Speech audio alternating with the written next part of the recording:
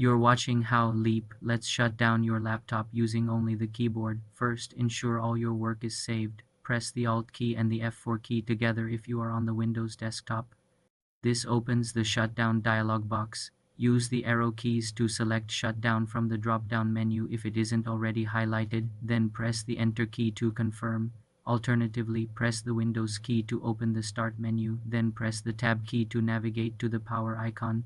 Use the arrow keys to highlight Shutdown and press Enter. Another method is to press Ctrl plus Alt plus Delete together, then use the Tab key to navigate to the power button in the bottom right. Press Enter. Use the arrow keys to select Shutdown and press Enter again. For a quicker forced shutdown, you can press and hold the power button on your laptop for several seconds.